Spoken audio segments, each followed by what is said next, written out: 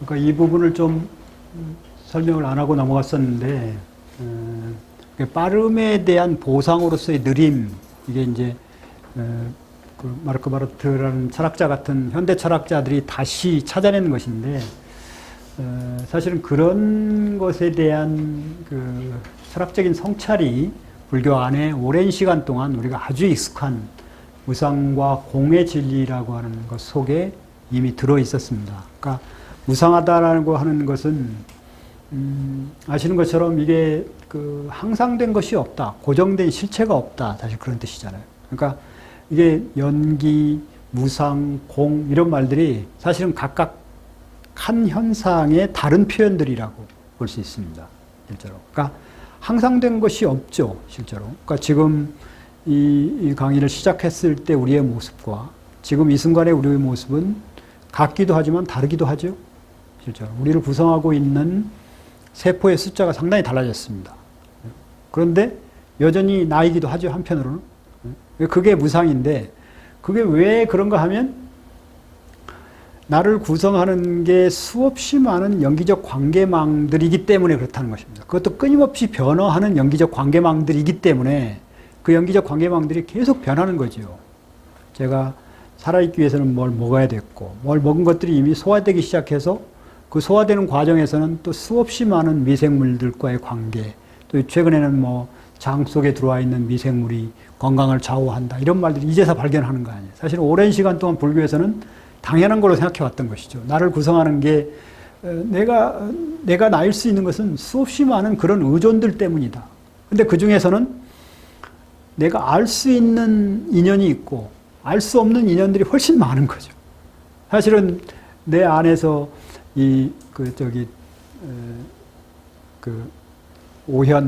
오현 스님이라고 하기도 하고, 설악 무산 스님이라고 하는 분이 계십니다.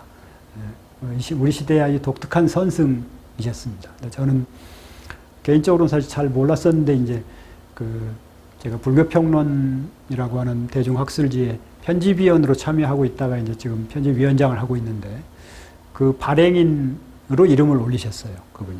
근데 그분을 이렇게 처음 뵀던 것이 그 강남의 이른바 가로수길 가운데 그 사무실이 있습니다.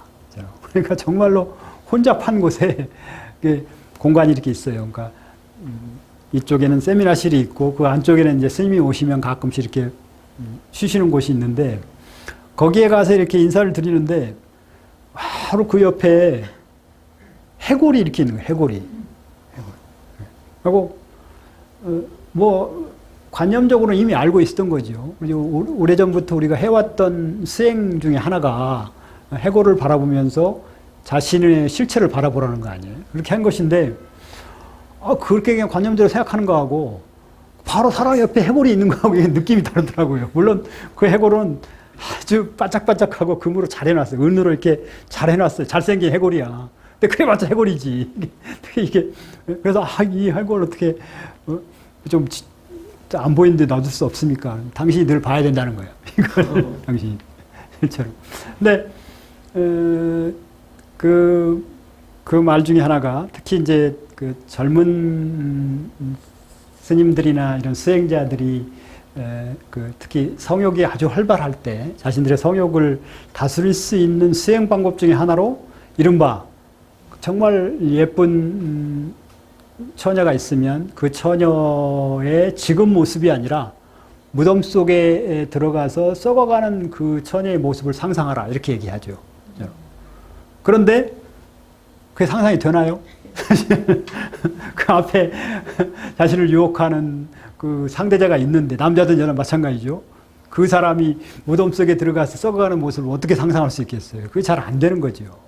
근데 잘 안 되긴 하지만 그게 사실이잖아요. 사실. 그렇잖아요. 언젠가는 그도 그렇게 가지 않겠어요? 이른바 역사적으로 많은 역사적인 어떤 분기점을 마련했다는 서양의 클레오파트라, 뭐 동양의 양귀비, 이런 사람들도 결국은 그 과정을 거친 거 아니에요, 실제로. 그런 것들이란 말이에요. 근데 그 과정을 거치게 되는 것들이 기본적으로 인간의 삶 자체가 무상하기 때문에 끊임없이 많은 것들이 계속적으로 변하는, 특히 내가 알지 못하는, 훨씬 더 많은 알지 못하는 인연들에 의해서 내가 좌우되기 때문에 세상 일도 마음대로 안 되고, 사실 미래를 예측할 때 우리가 통제할 수 있는 변수는 극히 조금밖에 안 되고 통제할 수 없는 변수가 훨씬 더 많잖아요. 그런데 우리는 기껏해야 통제할 수 있는 변수에 힘을 쓰면서 그게 이루어지길 기대한단 말이에요. 그러니까 필연적으로 예측은 틀리는 거죠. 아까 잠깐 미래학 말씀드렸지만 미래학자들도 마찬가지로 아까 고슴도치형은 그나마 더 많은 실수를 하는 거고 여우형 미래학자들도 자신들이 통제할 수 있는 변수를 최대한 동원하는 거예요. 최선을 다해서 하는데 여전히 통제되지 않는 변수가 훨씬 더 많기 때문에 결국은 모든 미래학자들의 예측은 틀리는 거죠. 그렇죠? 틀리는 것입니다. 빗나가는 거죠. 빗나가는 거예요. 빗나갈 수밖에 없는 거죠. 그럼에도 우리는 예측을 안 하고 살기엔 너무 불안하단 말이에요. 특히 요즘처럼 불안감이 전체적으로 휩싸고 있을 때는 그런 예측이 필요한 부분도 있고 우리는 그 예측에서 일정 부분 위안을 얻기도 하잖아요. 실제로. 그런 맥락에서 그 무상과 연기라고 하는 것이 구체적으로 표현된 현상을 우리는 공이란 말로 표현을 해왔던 것이죠. 실제로. 그러니까 이게 우리 삶 속에서 우리가 늘 보는 것들을 무상과 공의 진리라고 표현해 왔던 것들입니다. 그러니까 우리는 끊임없이 일상 속에서는 끊임없이 빠름의 속도에 밀려가지고 막 살고 있지만 분명한 것은 우리는 죽음을 향해 한 발자씩 다가오고 있다는 거 아니에요. 그렇죠? 그러니까 아마 소식 들으셨는지 모르지만 그 죽음의 과정에서 누구나 꿈꾸는 것은 생로사로 가는 거죠. 그렇죠? 생로사로. 병을 건너뛰고. 그렇죠? 그러길 기대하고, 그러면 참 좋지요. 그런데 그 누구도 예측할 수 없는 거 아니에요. 최근에 아마 선생님도 다 그 소식을 접했을 텐데, 그 백건우, 윤정희 부부의 이야기가 그걸 보여주잖아요. 사실 윤정희라고 하는 배우는 그래도 끝까지 고고하게 사실 그 C라는 영화에 나올 때 윤정희가 조금 멍한 느낌을 줬다는 생각을 했어요. 근데 저는 그걸 연기를 정말 잘하기 때문이다 생각을 했어요. 연기를 정말 저 사람이 그 전에 그 느낌하고 좀 멍한 느낌이 좀 있더라고. 정말 연기 잘한다. 그때 이미 알츠하이머가 왔던 거예요. 그렇죠? 그리고 그때 같이 일했던 감독은 그걸 알았을 것 같다고 그럽니다. 그리고 그 당시에 인터뷰를 했던 그 손석희 씨가 알았는데 차마 표현하지 못했다 이렇게 얘기하더라고요. 알았는데. 그 인터뷰를 꽤 긴 시간 하면 알 수밖에 없지 않겠어요? 그런데 그렇게 지금 그 파리 교회에서 딸하고 살고 있다는데 그 딸을 알아보지 못하고 자기 언니하고 착각한다고 그러죠, 지금. 언니하고. 그래갖고 왜 나를 엄마라고 부르냐, 언니가. 이렇게 계속 얘기한다는 거예요. 근데 그나마 그래도 백건호 씨는 기억한다는 거예요, 백건호 씨. 자기 남편은 기억하는 거예요. 그게 뭔가 강렬한 뭐가 있어 그런지 그 둘이 아이도 없이 그냥 기본적으로는 둘이 살아온 삶을 살았었잖아요, 한동안. 근데 그런 것들이 아마 그런 게 아닌가 싶은데, 그러니까 그게 뭐 특정한 어떤 영화배우나 그런 분들의 삶이 아니라 우리 모두의 삶이 무상과 공의 진리로부터 피해갈 수 없는 거죠. 그런데 일상적으로는 빠름과 이런 것들에 계속적으로 몰리면서 이걸 잊고 살거나 아니면 의도적으로 잊어버리려고 하거나 그런 거죠, 실제로. 그런 과정들이 우리 삶의 모습으로 다가와 있다라고 얘기할 수 있습니다. 이제 그 삶의 의미를 찾아가는 불교의 방법은 지난번에 잠깐 말씀드린 첫 번째 방법인데, 있는 그대로 바라보라. 피하지 말고, 두렵다고 피하지 말고 있는 그대로 바라보라. 그런 것이죠. 공의 세상을, 공한 세상을 있는 그대로 바라보라. 그리고 와서 보라. 특히 이 초기 경전에 와서 보라는 구절들이 꽤 많이 등장합니다. 와서 보라. 와서 보라. 아까도 말씀드린 것처럼 이 제자들이 잘 이해를 못하고 계속 불안해하니까 너 가까이 와라. 가까이 와서 내 이 가죽 부대처럼 다 낡아 떨어진 이 몸을 한번 만져보고 보라. 네가 믿는 석가모니가 기껏해야 이거다. 이렇게. 근데 나를 믿겠냐? 이렇게 얘기합니다. 나를 믿을 수 없는 거죠. 그러면 그 말은 이게 가죽 부대가 낡았다는 것은 이제 곧 죽음과 가까웠다는 거 아니에요. 나는 곧 죽을 것 같다. 이렇게 실제로 얘기해. 나는 곧 죽을 수밖에 없고 곧 죽을 거다. 근데도 그 제자들은 그분이 뭔가 시통한 능력을 갖고 있어가지고 죽지 않기를 기대했고, 그렇게 하니까 와서 보라, 만져봐라, 이렇게 얘기한다. 그러니까 진리를 찾아가는 방법이 상당히 직접적이고 아주 적극적입니다. 그러니까 있는 그대로 바라보면 진리가 보이는데 왜 다른 방법을 찾으려고 하냐. 이게 초기 경전 곳곳에 나오는 것들입니다. 와서 보고, 만져보고, 눈으로 바라보고, 느껴봐라. 그러면 진리라고 하는 것이 가까이 있지 않고 너에게 다가와 있다. 그런 전제를 하는 것이죠. 이게 첫 번째 방법이고, 두 번째로는 같은 맥락이지만 이른바 특히 종교나 이쪽에 권위 의존의 오류, 논리학에서는 그렇게 표현합니다. 특정한, 그러니까 어떤 진리 주장을 해놓고 그것이 옳은 근거를 권위자를 대는 것입니다. 이건 도덕성 발달론에서는 상당히 낮은 수준으로 얘기하는 이른바 타율적 도덕성의 단계라고 표현합니다. 그러니까 어린아이들은 뭐 애들 친구끼리 놀고 있다가 그렇게 하면 안 돼. 왜 안 되는데? 우리 엄마가 하지 말았어. 우리 선생님이 하지 말라고 그랬으니까. 이렇게 얘기한다면 이것이 도덕 판단의 근거가 밖에 있는 단계, 타율적 도덕성의 단계라는 것입니다. 그러니까 다른 일반적인 종교들은 대체로 권위 의존의 방법을 씁니다. 믿어라. 왜? 그분이 말씀하셨으니까. 그분의 말씀이니까. 이렇게 얘기하죠. 그러니까 그런데 이게 사실은 불교를 상당히 곤란하게 만든 지점이기도 합니다. 그러니까 석가모니 생존 당시에도 이게 잘 통하지 않는 지점들이 있었어요. 믿고 싶은 거죠. 내가 믿고 따르는 이 선생님이 정말로 전지전능한 자인지를 믿고 싶었던 거예요, 한편으로. 그런데 그게 아니라고 계속 강조한단 말이에요. 나를 믿지 말라. 이렇게 얘기해버린단 말이에요. 그러니까 상당히 힘들어지고, 그게 결국은 나중에 좀 시간이 지나고 나면 이른바 자력 신행의 종교에서 불교도 타력 신앙의 종교로 넘어갈 수밖에 없는 요소가 되기도 했습니다. 많은 사람들에게는 그게 통할 수 없었던 것이죠. 너 자신이 진리와 정면으로 마주해서 그 진리에 따라 살아가라. 이 말이 통할 수 있는 사람들이 제한적이었다는 것입니다.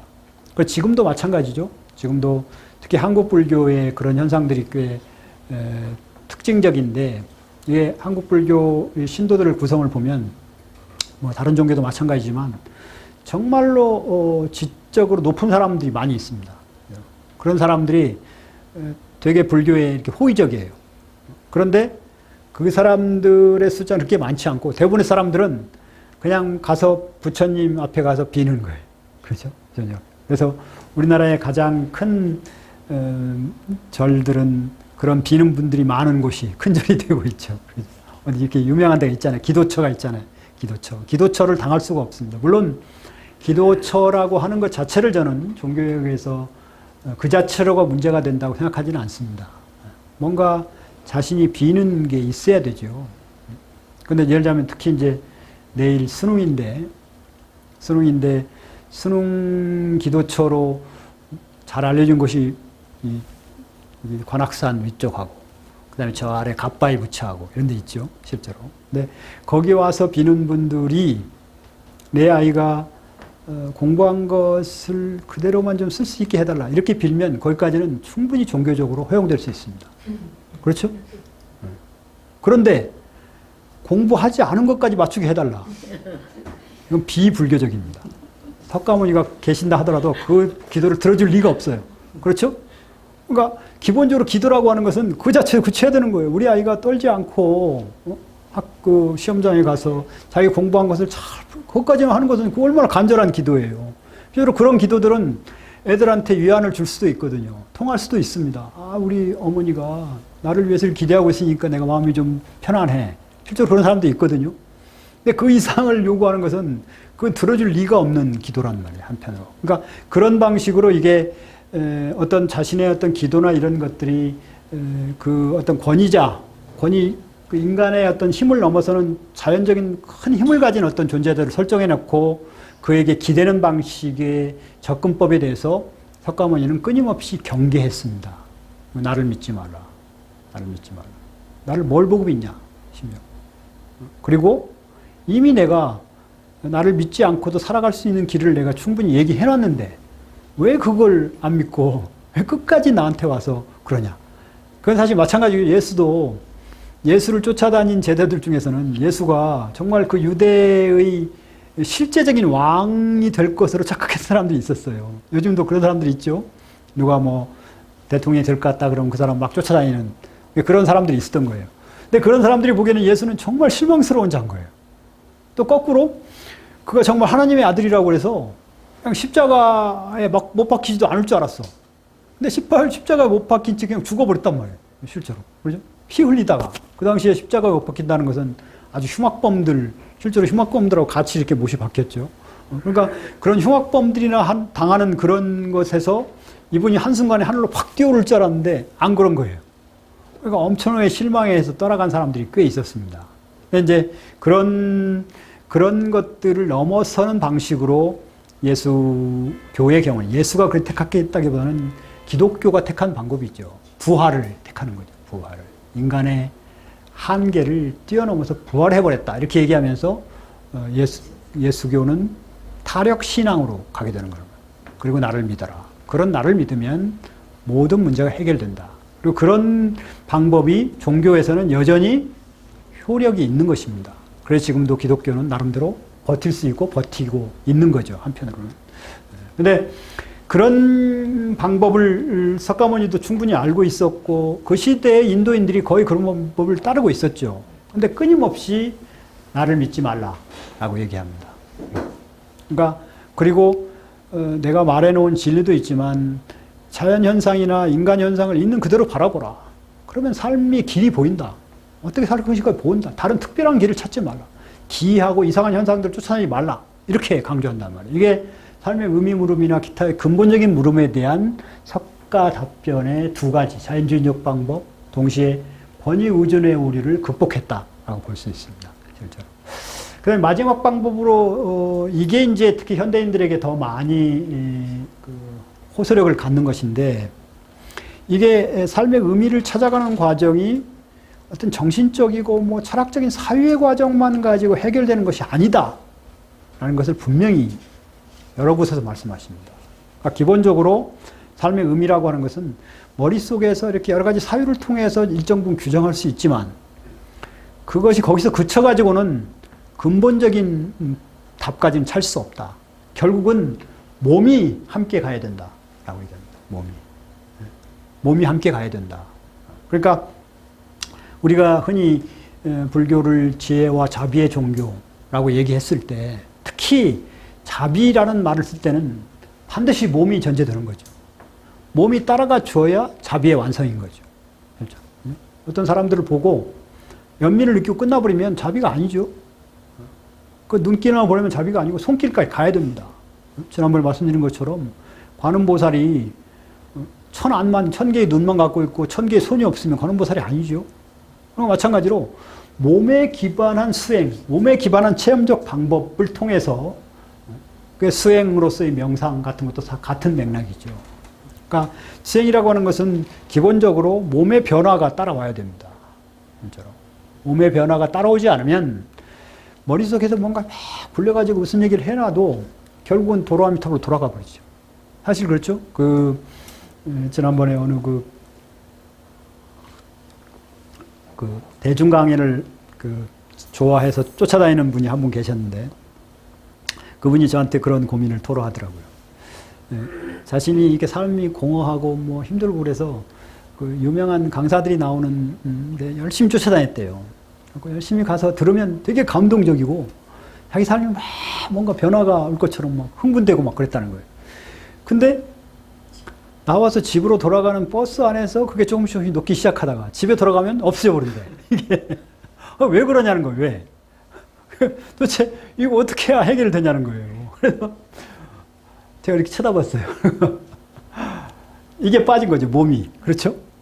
몸이 빠진 거예요. 머리로 그냥 듣고 끝나버린 거야. 흘려버린 거예요. 만일에 거기서 들은 것을 구체적인 삶에서 실천을 했다고 그러면 그건 좀 다른 사례였었는데 어떤 분이 아마 법륜 스님인지 어떤 분 법문을 듣고 와서 남편을 부부관계가 좀 안 좋은 분이셨나 볼까. 남편을 부처로 바라봐라. 그런 말씀을 듣고 되게 감동받아가지고 집에 이렇게 들어가서 기다리고 있었던 남편이. 근데 그날도 그냥 술도 취하고 해가지고 들어왔대요, 이 남편이. 부처로 바라봐야지, 부처로 봐야지 계속 한 100번을 계속 하고 있었는데 남편이 딱 들어서는 순간 그 생각이 없어요, 그런데. 그래갖고 바로 일상적인 말이 튀어나온 거예요. 잔소리가. 그렇죠? 그때는 잔소리가 되는 거죠. 그러니까 만약 그분이 성공하려고 했으면 그 잔소리가 튀어나오지 않도록 몸으로 제어했어야 되는 거지. 그리고 정말 보기 싫어도 아, 우리 부처님 오셨네요. 이렇게 했어야 되는 거죠. 그죠? 그리고 그 말로 하지 않더라도 뭔가, 한마디. 사실 부처님이 하실 수 있는 일이 뭐 정해져 있지 않지만 아마 당신이 오죽하면 저렇게 술을 마셨을까. 이렇게 이해를 해보려고 하고 뭐 그런 것들이야. 그러니까 몸에 기반해서 체험을 통해서 뭔가 변화를 시도하지 않으면 삶의 의미라고 하는 것도 쉽게 찾아지지도 않고 그게 자신의 삶 속에도 구현될 수도 없는 거지요. 그게 부처님이 늘 강조하셨던 것이죠. 몸을 상당히 강조하신 분이시죠. 특히 초기 경전에 보면 곳곳에 몸에 기반한 것들을 강조하시죠. 몸이 따라가 줘야만 진정한 수행이다. 그래야만 깨달음에 다가갈 수 있는 것이고 그 얘기는 진리의 세계로 다가가는 것인 거예요. 진리의 세계라는 게 따로 존재하는 게 아니죠. 사실 부처님 제가 불교 공부하면서 가장 감동적으로 받아들였던 것 중에 하나는 사실은 서양 철학의 영향을 우리는 오랫동안 받아가지고 서양 철학에서는 그 화이트헤드라고 하는 그 미국 철학자가 서양 철학의 역사를 한마디로 정의하면서 플라톤에 대한 각주에 불과하다. 이렇게 딱 정의한 플라톤에 대한 각주다. 서양 철학은 플라톤에 대한 각주다. 이렇게 얘기해요. 근데 그 얘기가 뭔가 하면 플라톤은 현실 세계와 이데아의 세계를 이렇게 분리합니다. 그러니까 우리가 따라야 될 이데아의 세계가 따로 존재하는 거예요. 따로 존재하는 거예요. 사실은 오랜 시간 동안 우리가 고민해 왔던 문제입니다. 이 문제가. 그러니까 우리의 현실과 우리가 따라야 될 어떤 이상적인 삶의 그 연결고리를 어떻게 확보할 것인가. 이게 사실은 동서양 철학의 아주 오래된 과제였습니다. 그것을 특히 이제 우리 동아시아 철학에서는 특히 불교에서는 특히 화엄이 결정적인 영향을 미치고 그게 이제 이판 사판 논의를 가지고 결국 우리는 사판으로 살아가죠. 사판의 세계에 살아갈 수밖에 없습니다. 우리 몸을 가지고 있는 한 사판의 세계에서 먹어야 되고 먹었으면 또 화장실도 가야 되고 소화시켜야 되고 소화시킬 때는 졸립고 졸리는 또 일을 해야 되고 그러니까 피곤하고 뭐 그런 거죠. 그러다가 또 저녁에 잠이 안 올 때도 자야 되고 뭐 이런 관유를 이게 다 사판의 세계란 말이에요. 근데 인간이야말로 그 사판의 세계 말고 또 다른 이판의 세계가 있음을 자각해버린 어떤 점에서는 저주받은 동물인지도 모르죠. 이판의 세계가 따로 있는 거예요. 그러니까 이게 사판 말고 이판이 이 두 개가 삶 속에 같이 존재하는 거예요. 저는 그것을 현대 철학적으로는 생존과 실존의 문제라고 구분합니다. 우리는 생존의 존재이기도 하지만 동시에 실존을 추구하는 존재예요. 그냥 대충 살다가 가고 싶지는 않은 존재란 말이에요. 그렇지 않겠어요? 누구라도? 그게 뭐 배움이 있거나. 그러니까 생존과 실존의 세계에 동시에 걸쳐 있는 그것을 화엄에서는 이판과 사판으로 표현하죠. 그리고 그 이판과 사판의 세계를 어떻게 연결고리를 확보하느냐를 놓고 가장 높은 단계는 이사무예에서 사사무예의 단계로 이렇게 설정하죠. 그죠? 이판과 사판을 걸림없이 넘나드는 게 저한테는 개인적으로 목표입니다. 그것도 힘들어서. 그렇죠? 저한테는 그게 정말 힘듭니다. 그런데 그보다 한 단계 더 설정해버려요. 사사무예 단계까지. 이판과 사판의 구분도 없어져 버리는 단계까지 가야 최고 단계까지 올라가는 거죠. 그런데 그런 개념들이 특히 이 동아시아 철학과 동아시아인들에게 결정적인 영향을 미칩니다. 우리가 그 고등학교 때 윤리 시간에 배우지만 잘 우리 이 철학 개념을 받아들이지 못하는 것 중에 하나가 퇴계, 율곡의 철학 그러면 떠오르는 개념이 혹시 뭐가 있으십니까? 퇴계나 율곡의 철학 그러면 뭐다? 이렇게 흔히 얘기할 때 떠오르는 게 있으십니까? 이기론. 예, 이기론입니다. 이기론. 그렇죠? 성리학자들이 특히 그 주희의 스승이 북송에 5명의 스승이 있었습니다. 그들을 북송오자라고 표현하는데 그 북송오자들이 다 공통되게 불교에 정통했던 사람들입니다. 그 중에 좀 더 불교에 정통한 사람이 있었고 덜 정통한 사람이 있었지만 특히 주위의 스승들은 불교에 정통했던 사람들입니다. 이 사람들이 이판 사판의 세계를 알고 있었어요. 화엄을 알고 있었습니다. 그런데 오랜 시간 동안 특히 유교 철학을 비롯한 이 동아시아 철학에서는 기라는 말만 존재했지 이라는 말은 따로 독립해서 존재했습니다. 기라는 말은 사실 지금 우리도 살아있죠. 우리 일상생활 살아있습니다. 기운이 뻗치네 오늘은. 왠지 오늘은 기운이 좀 떨어지네. 이게 기라는 말은 살아있습니다. 기철학은 살아있습니다 사실. 근데 이게 이라는 말이 떨어져 나가버렸어요. 옛날에 원시 동아시아인들처럼. 그러니까 이게 이제 살아있지만 살아있지 않은 거예요. 그런데 문제는 우리는 기를 가지고 살아가죠. 밥을 먹는 이유는 기를 좀 이렇게 세우기 위해서입니다. 밥을 먹어야 기가 살아나죠? 밥을 한 일주일에 안 먹어보세요. 기가 없어가지고 이런 돌아다니도 못합니다. 그런데 그 기라고 하는 것은, 기를 갖고 사는 것은 동물도 똑같이 해요. 그렇죠? 더 잘합니다.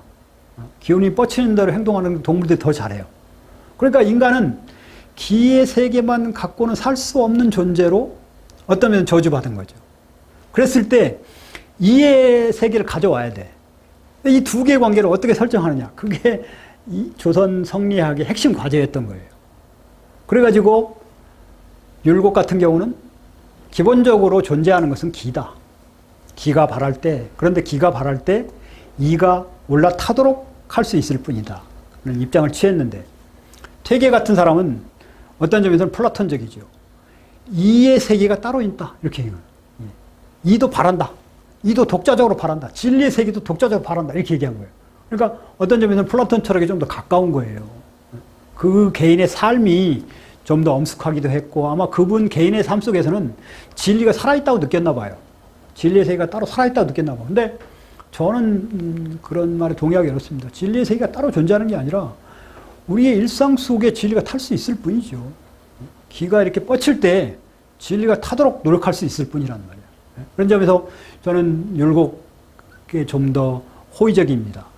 기발 이승이라는 표현이에요. 기가 발할 때 이가 올라탈 수 있을 뿐이다. 그러니까 그게 독자적인 게 아니라 이판 사판의 개념을 가지고 와서 지금도 우리도 똑같은 고민을 하고 있는 것이죠. 우리도 생존의 삶 속에서 자본주의 일상을 살아가고 있지만 그것만으로 그렇게 살다가 끝낼 수 없다라고 하는 나름대로 어떤 절박한 느낌들이 있단 말이에요. 그런 요청들이 있죠. 그런 것들을 우리가 어떻게 받아들이냐는 거예요. 그렇다고 해서 그런 진리의 세계가 따로 존재해서 그것에 따라서만 살아야 된다고 생각하는 것은 또 다른 비현실 속으로 들어가는 거죠. 저는 그런 점에서는 율곡이 훨씬 더 탁월한 철학자였다고 생각합니다. 이라고 하는 것이 따로 존재하지 않는다.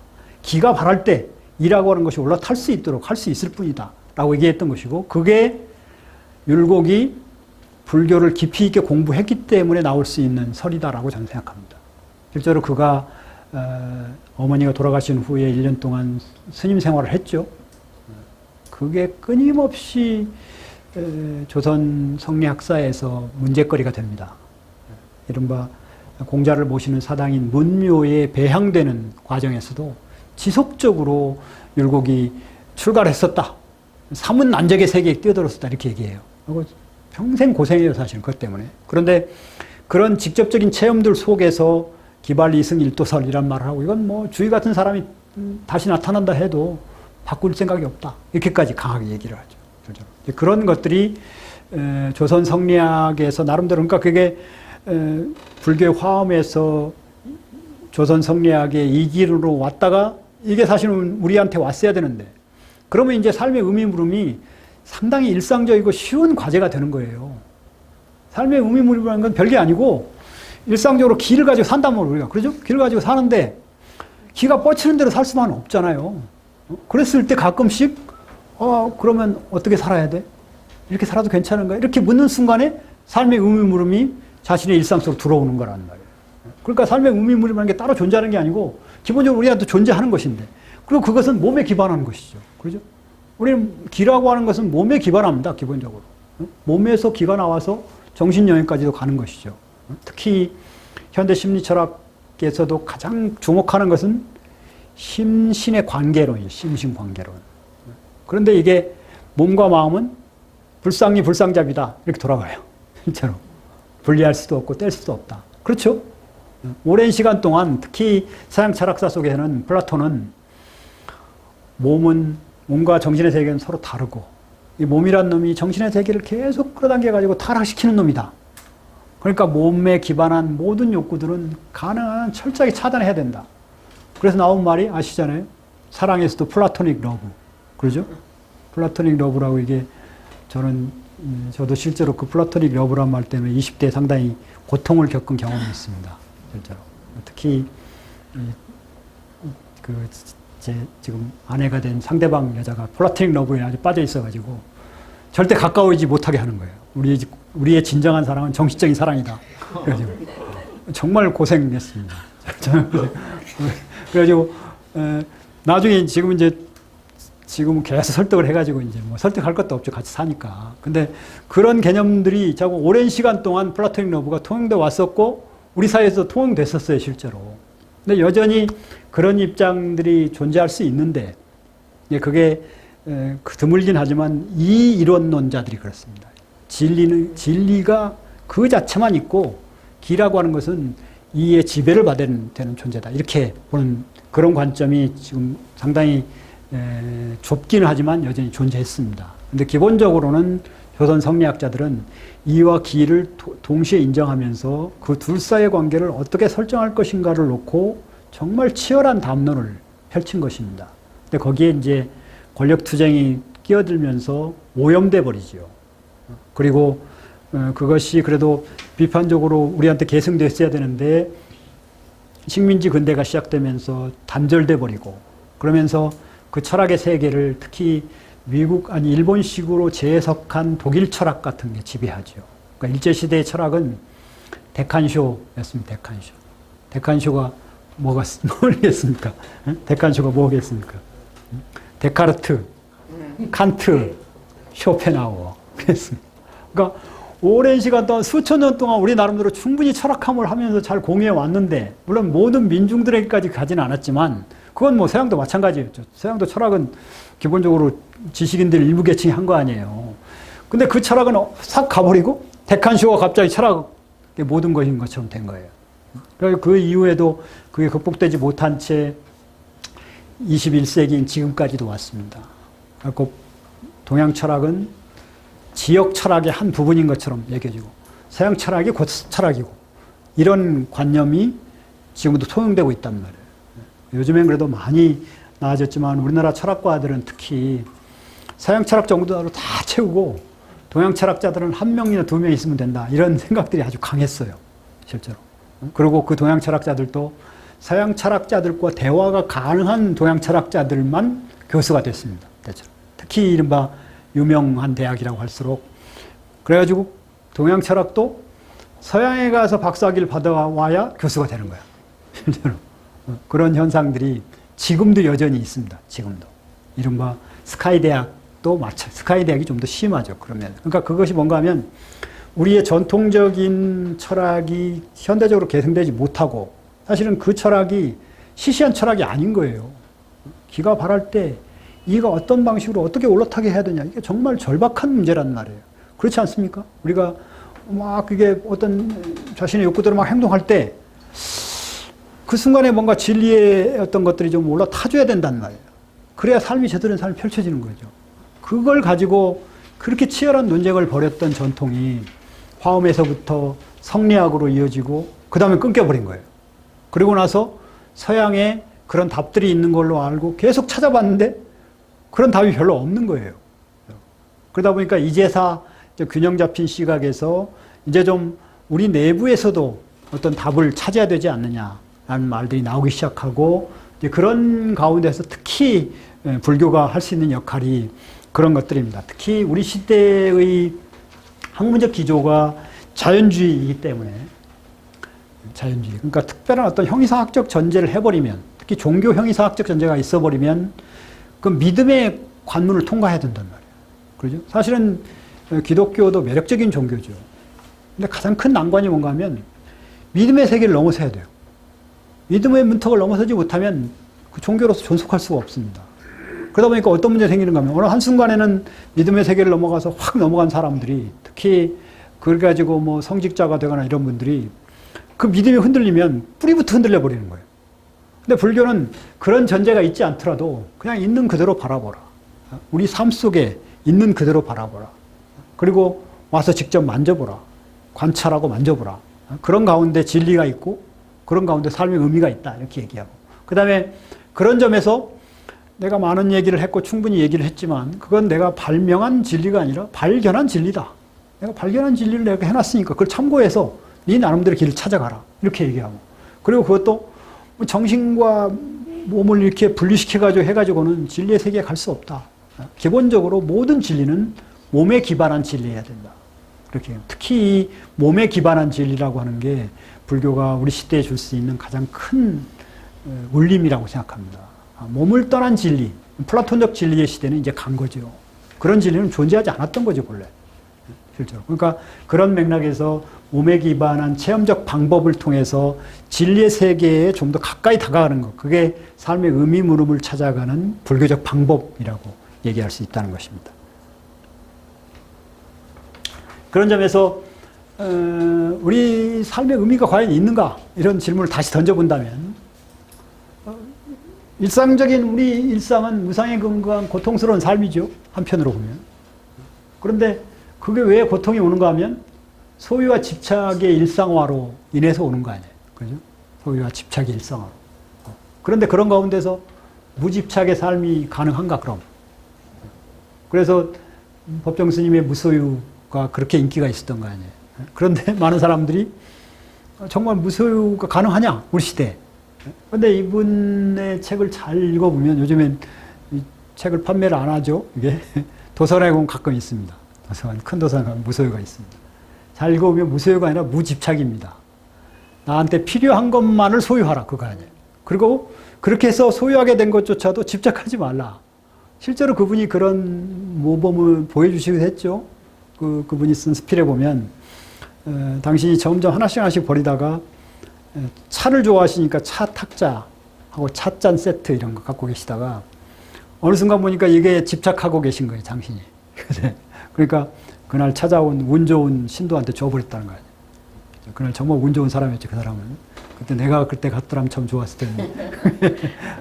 그러니까 그렇게 단순히 그냥 생각만 한 게 아니라 거기서 실천한 거예요. 그러고 나면 이 양반이 참 그 맛깔스러운 글을 쓰신다는 생각이 드는 게 그러고 나서 하루 정도는 되게 허전하다는 거예요. 그렇지 않겠어요? 오랜 시간 당신이 갖고 있었던 찻잔 세트와 이게 다탁이 없어져 버렸으니 얼마나 허전하겠어요. 그리고 한동안 허전하다가 그 시간이 지나고 나면 다시 편안해진다는 거예요.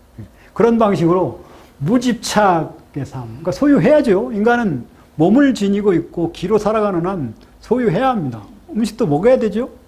잠잘 곳도 어디 좀 있어야지.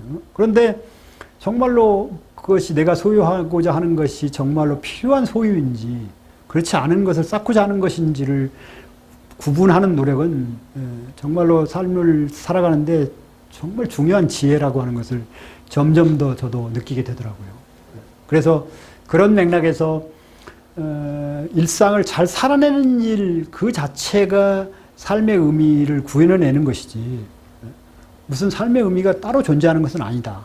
그렇게 얘기할 수 있습니다. 1차적으로. 그런데 그렇게만 얘기해가지고는 불교 철학의 중요한 부분 하나를 놓치게 되는 것입니다. 그러니까 무집착의 삶을 살아가면서 삶을 건박하게 살아가는 그 한 차원과 함께 또 다른 차원은 자신과 연기적으로 얽혀있는 사람들 또 자신과 연기적으로 지금 이 순간에 우리가 머물고 있는 이 시간과 공간 그 자체에 대한 자비의 눈길과 손길을 포함해야 되는 거죠. 이 순간을 우리는 사랑해야 되죠. 동시에 이 공간도 사랑해야 되는 것입니다. 이 공간에 머물러야 되는 거죠. 그러니까 이 순간에 머물러라. 이 공간에 머물러라. 그 자체가 삶의 의미다. 그리고 그 말은 나와 연기적 관계를 맺고 있는 사람에게 최선을 다해서 나의 그런 삶처럼 대우하고 그들을 나처럼 똑같이 대우하려고 노력하고 그런 것들 속에서 삶의 의미가 구현된다. 이게 불교 철학에서 존재하고 있는 삶의 의미라고 생각합니다. 그리고 그런 점에서 그게 불교 철학이 사실 그 지금 우리는 서양 근대 이후의 시민사회 속에 살고 있는데, 서양 근대 이후의 시민사회가 갖고 있는 가장 큰 특징을 한 가지만 얘기해라 그러면 인간은 개인이다라는 명제입니다. 인간은 개인이다. 그 개인은 고립되고 이기적인 존재다. 이게 서양 근대 문명의 핵심 명제입니다. 핵심 태제입니다. 근데 그게 그 당시에는 필요했기 때문에 상당히 많은 역할을 했어요. 개인들이 독립되고 권리가 존중되고 소수자들이 좀 더 대우받고 이런 데 결정적인 기여를 했어요. 그런데 그런 방편으로서 그 명제가 왔었는데 그게 독립된 사실처럼 되어버렸어요. 실제로. 그래가지고 뭐라고 얘기하는가 하면 각각 고립되고 독립된 개체로 얘기하니까 이 세상의 기후변화 이런 데서 네가 아무리 뭘 해봐라. 무슨 소용이 있냐. 너 혼자 해봐야 무슨 소용이 있냐. 이렇게 얘기합니다. 그 개인주의 철학에 따르면 그렇죠. 근데 불교 철학에 따르면 나의 개인적인 생각과 행동은 당연히 수없이 많은 사람들에게 비치죠. 인드라망의 구슬처럼. 구슬을 통해 비치는 거 아니에요. 실제로. 그러니까 내가 기후변화를 위해서 노력하는 그 하나의 실천이 나 하나에 그치지 않는 거죠. 그게 확산돼 가서 결국은 기후변화를 극복할 수 있는 기폭제가 될 수도 있습니다. 그런 것들이 삶의 의미인 거죠. 실제로. 따로 존재하는 게 아니라. 그런 점에서 이 불교 철학이 다시 개인주의 철학을 조금씩 비판하면서 살아날 수 있어야 되고, 그렇게 살아나기 위해서는 단순히 우리가 무슨 생각하고 이렇게 얘기하고 뭐 이런 데서 그쳐서는 안 되고 몸에 기반한 실천이 있어야 됩니다. 어떤 것이든. 그러죠. 몸에 기반한 실천이 그게 다 할 수 없죠. 우리가 뭐 예를 들자면 이런 일회용 컵을 안 쓰려고 노력해야 되면 안 쓸 수 있나요? 써야 되죠. 그렇지만 최선을 다해서 쓰지 않으려고 노력하기도 해야 됩니다. 여러 가지 노력이 필요해요. 사실은 저도 이게 물컵을 갖고 다니는데 이 물컵이 되게 불편해요. 가방에 안 들어가고. 특히 이게 텀블러 같은 것은 막 생긴 것도 막 이상하게 생겨가지고 안 들어가요. 이게 텀블러도 잘 만들어줘야 돼요. 가방에 딱 들어가도록. 그 노력이 함께 가야 됩니다. 그 사람들은 그런 역할을 해줘야 돼요. 그 사람들은. 그리고 우리는 가능하면 좀 불편해도 그런 것들을 좀 쓰려고 노력해야 되는 거죠. 그런 노력들이 더해지면 플라스틱 공해로부터 벗어날 수도 있게 되는 거예요. 그거 말고 무슨 다른 방법이 있나요? 사실은. 그런 맥락에서 삶의 의미물음이라고 하는 것이 우리들의 일상과 분리된 곳에 존재하지 않는다. 그게 불교 철학의 가장 핵심적인 태제고, 더 중요한 것은 곧 내 몸에 기반한 실천이 그 삶의 의미물음을 구현하고 구체적으로 내 삶 속으로 가져오는 거의 유일한 방법이라는 것입니다. 그런 것들 말고는 별로 없는 거죠. 이제 그런 것들에 대해서 불교는 상당히 풍부하고 많은 실천적인 지혜를 갖고 있고, 우리가 이 험난한 그 현대사 속에서도 불교를 잃어버리지 않고 여기까지 간직해온 것은 상당히 잘한 일이라고 생각합니다. 지금 여전히 불교가 좀 더 매력적이 돼야 됩니다. 별로 매력적이지 않죠. 특히 젊은 애들에게. 참 슬픈 일입니다. 좀 더 매력적인 종교로 다가가야 되고, 여러 가지 방법이 있지만 가장 우리가 할 수 있는 가장 손쉬우면서도 가장 중요한 길은 우리가 그런 모습들을 보여줘야 되는 거죠. 불자임이 밝혀지기 전에 그 사람이 좀 존경스러운 모습이 있어야 되는 거죠. 나중에 보니까 불자네? 그럼 불교에 관심을 갖습니다. 실제로. 그러죠? 그게 가장 좋은 포교 방법이죠. 그런 맥락에서 삶의 의미 구현이라고 하는 것은 그리 멀리 있는 게 아니고 우리 일상과 분리될 수 없는 곳에 있다라고 하는 것이 석가모니 부처가 처음부터 강조했던 것이고, 그 많은 팔만대장경에 무척 지루할 정도로 반복됩니다, 사실. 특히 초기 경전은 계속 반복돼가지고 읽기 힘들어요. 그럴 정도로 계속 반복돼. 왜 반복됐을까 생각해 보니까 우리가 알아들었는 것 같았는데 못 알아들은 거야. 그러니까 또 말씀하신 거야, 또. 실제로 석가모니께 그렇게 말씀하시고, 제자가 전에 답변해 준 걸 또 물어봐요. 그러니까 이분이 내가 지난번에 답변하지 않았냐? 이렇게 말씀하신 게 있어요. 그래도 또 얘기하겠다. 계속 반복하시는 거예요. 계속. 그만큼 몸에 기반한 실천이 어렵다는 것이죠. 자신의 삶 속에 그 붓다가 발견하신 진리를 구현하는 일이 정말 어렵고 힘든 일이다라는 것을 반증하는 것이라고 볼 수도 있습니다.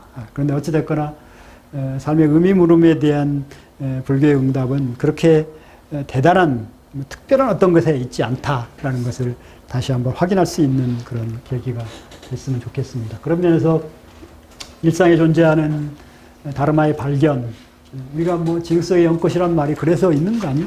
실제로 다 알고 있습니다. 뭐 우리가 불교 공부하면 다 아는 거예요. 그런 점에서 그 진리는 또 동시에 내 안에 숨쉬고 있는 것이기도 하죠. 그게 대승불교에 오면 내 안의 불성으로서의 진리를 얘기하고, 그런 맥락에서 보면 일상과 수행이 분리돼서는 안 되는 것이죠. 특히 한 가지 마지막으로 좀 제안드리고 싶은 것은, 제가 하고 있는 것 중에 하나가, 예를 들자면 이제 지하철이나 버스 타고 올 때 거기서 하는 수행 방법이 있어요. 지하철 수행, 지하철 명상, 그런 게 있습니다. 그러니까 막 지하철 같은 거 타면 정말 사람이 치사해집니다.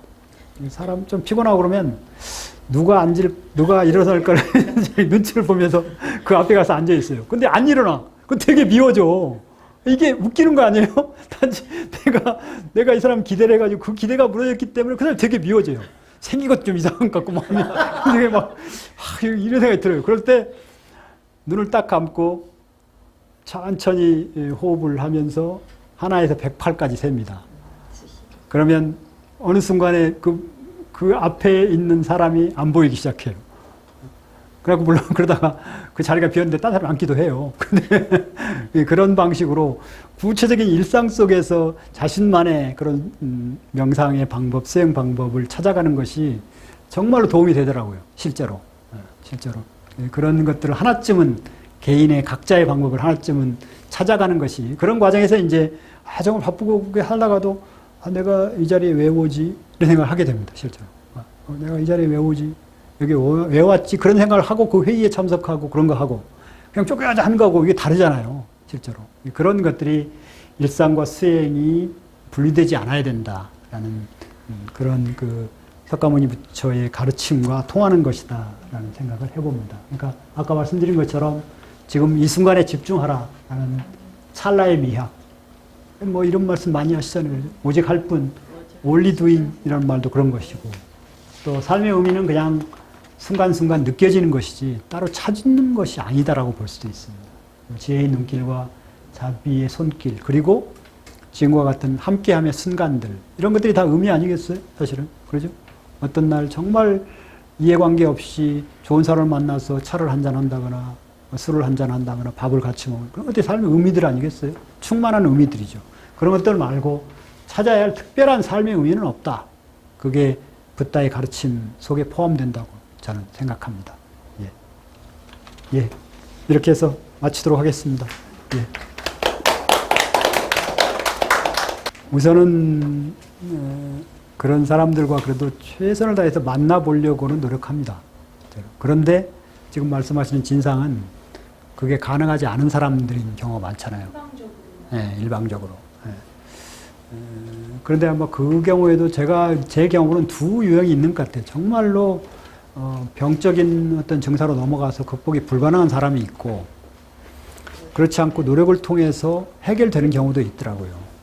저도 가끔 특히 이제 대학원장을 하면서 다양한 방식으로 민원을 제기하는 분들이 그 두 유형이 있습니다. 그러니까 정말로 아무리 노력해도 안 되는 사람들이 있는데, 대부분의 경우는 그 사람이 왜 저런 진상 같은 행동을 할 수밖에 없는가를 이해하려고 노력하면서 계속 들어주고 몇 번 들어주고 그러다 보면 그냥 그 자체로 해소되는 경우가 있어요. 자기 제풀에 이렇게 해소되는 경우가 있는데, 그런 경우가 더 많고, 어떤 경우는 도저히 뭐 아무리 노력해도 되지 않는, 오히려 더 악화되기만 하는 그런 경우도 실제로 있기도 하더라고요. 그랬을 때는 특별한 방법이 없습니다. 근데 그랬을 때 내가 아까 말씀드린 것처럼 내가 도대체 왜 이 자리에 이렇게 있는가, 그런 생각들을 해봅니다. 그런 진상을 견디라고 나한테 돈도 주고 이런 자리도 주는가 보다, 그런 생각도 하고. 근데 잘 힘들어요. 바꾸기가 힘든데 그래도 그런 생각하면 좀 마음이 좀 편해지기도 합니다. 그리고 정 안 되면 뭐 다른 방법을 택해야 되지 않겠어요? 특히 이제 학교 안에서도 교사들이 힘들어하는 것 중에 하나가, 상담이나 기타 대화를 통해서 가능한 학생들이 있고 그 범위를 넘어서는 사람들이 있거든요. 그 사람들에 대해서는 사회가 책임지고 격리해서 치료할 수 있는 제도를 갖춰야 되죠. 실제로. 그런 사회적인 어떤 장치나 제도적인 어떤 문화 같은 것도 만들어져야 해결될 문제지, 그 모든 문제를 내 개인이 책임질 수 있는 건 아니잖아요. 우리가 책임질 수 있는 최선을 다해서 노력하되 그 이상으로 가는 것들은 사회적인 해결 방안을 동시에 모색하는 그런 방안을 함께 찾아가야 되지 않을까 싶습니다.